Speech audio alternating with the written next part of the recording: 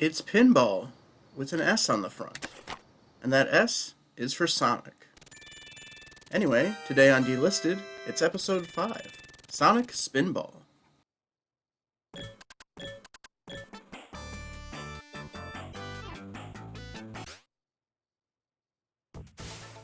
Sonic the Hedgehog Spinball, also known as Sonic Spinball, is a 1993 pinball video game developed by Sega Technical Institute and published by Sega for the Sega Genesis.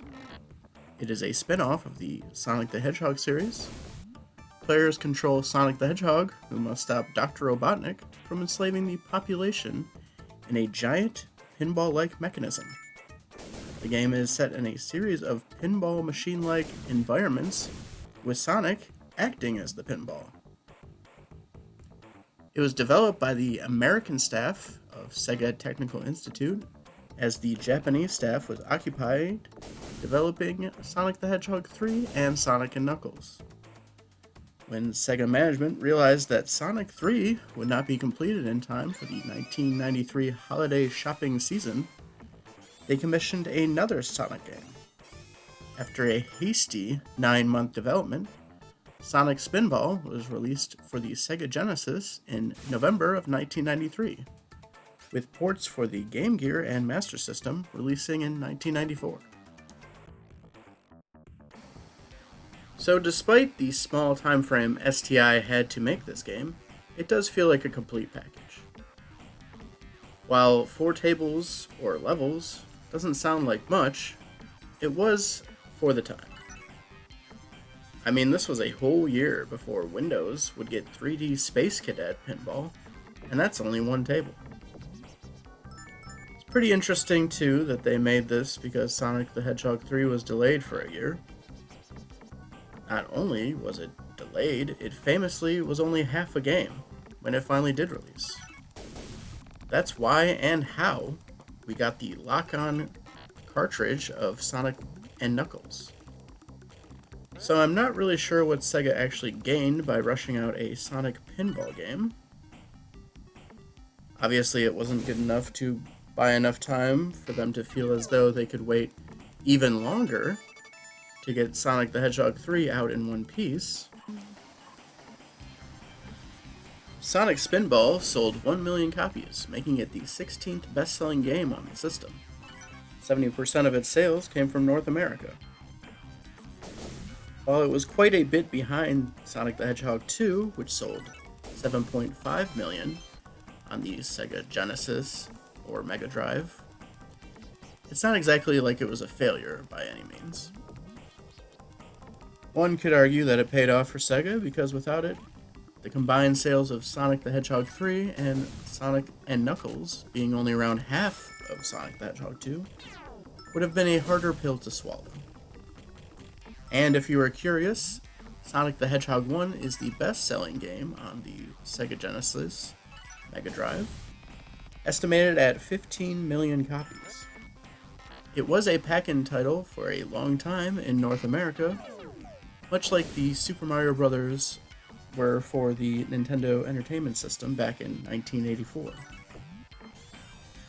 Makes me wonder if or how they take into account compilations. I owned Sonic the Hedgehog 1 on the Sega 6-pack, and Sonic the Hedgehog 2 was a pack-in title for me with the Genesis Model 2. Anyhow, with the history lesson out of the way, just what the heck is Sonic Spinball? And more importantly, is Sonic's first spin-off as fun as Casino Night Zone in Sonic the Hedgehog 2? Let's start with the game's sound, because that's going to be the first thing you notice when you boot it up.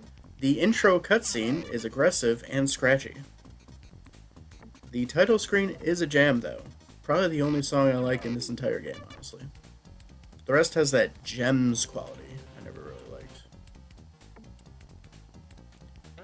It's such a shame they moved on from the man who did the first 2 Sonic game soundtracks.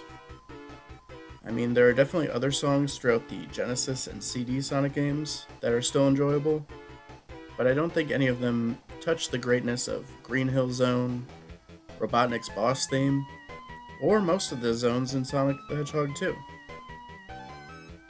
Maybe I'd feel differently if Sonic the Hedgehog 3 and Sonic & Knuckles were in more collections, but their game's music licenses are the reason for the game's absences in the vast majority of them, including this one that we're covering today. Even the most recent Sonic Origins has a few zone themes swapped out. It's a real shame. Long story short, if I was going to do a tier list of Sonic music, Spinball would be towards the bottom.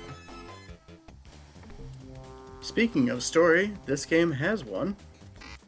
On Earth, Dr. Eggman builds the Veggie Fortress on Mount Mobius, a stronghold powered by volcanoes and Chaos Emerald energy. This fortress is protected by a pinball defense system that houses the 16, way more than 7, Chaos Emeralds. Sonic and Tails approach the Veggie Fortress on a plane, and Sonic jumps off and ends up in the Toxic Caves, the lowest point of Eggman's base. Sonic eventually collects all but 5 Chaos Emeralds and destroys the Veggie machine that makes the Badniks. The Veggie Fortress starts to crumble as a result. Eggman tries to escape on his rocket ship, only for Sonic to board it, collect the final emeralds, and defeat the Doctor aboard, destroying his ship. As both adversaries fall from the sky, the Hedgehog is saved by Tails with his airplane, while Eggman falls into his crumbling base and sinks into the sea. Long story short, Doctor Robotnik is being a robot dick. Now moving on to the sprite work and the graphics of Sonic Spinball. It might be the worst aspect of the game. I don't necessarily mind how dark and muddy most of the tables are, but I do find with the camera being so zoomed in to the action of Sonic, makes the game more difficult than it should be. On an actual pinball table, you can see everything, so with the camera being like a sixth of where I'm going to place my ball, it makes aiming really, for anything, a guessing game. So you can move Sonic around while he's in ball form, but not enough to fix the inability to hit him in the right direction. When he isn't a ball, it doesn't really feel like Sonic either, but that could be like a deliberate thing. Overall, the entire game feels like he's on ice. Just super slick, but not in the cool way we said it back in '94. The overall objective in Sonic Spinball is to collect the Chaos Emeralds that power Dr. Robotnik's volcano lair, so it destabilizes, and it will erupt, destroying the entire pinball table in the process. In each area, the game tells you how to unlock the next Chaos Emerald, whether it's hitting a barrier 3 times, breaking barrels, or draining sludge. After you collect all the emeralds in the stage, you fight a boss. All the bosses are Nightmare Robotniks, inspired by Nightmare on Elm Street's villain, Freddy. The game is extremely difficult to progress through. I think the camera being so pulled in is the biggest detriment to the gameplay. That being said, however, this was also an era of a real lack of continues in video games. A lot of it has to do with video game companies making sure you couldn't rent a game from Blockbuster and beat it in a weekend.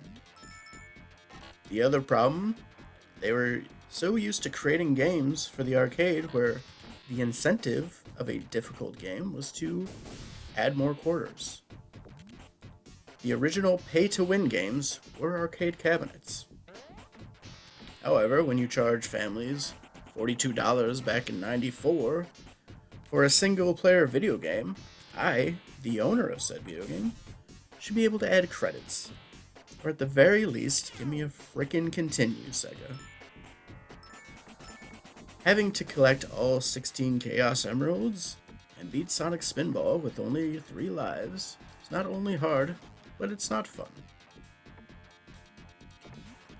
Also, this was the game I discovered the input lag in this collection was significant.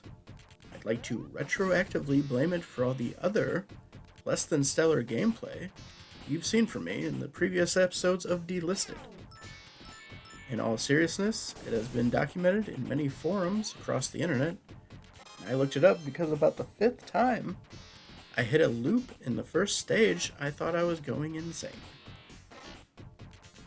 So overall, this game in this collection is not a great representation of the original cart. I do think that Sonic Spinball has an interesting history of how it was basically just a stopgap for Sega to keep Sonic in the mind of the masses before they could finish Sonic the Hedgehog 3. Imagine if companies still did that today. Team Cherry could have released Hollow Knight Pinball during the 6 years it took to finish Silksong.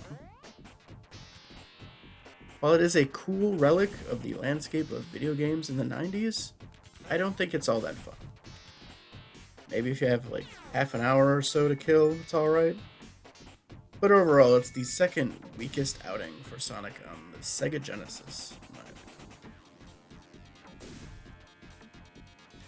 Thanks as always for watching, and I'll see you in the next one.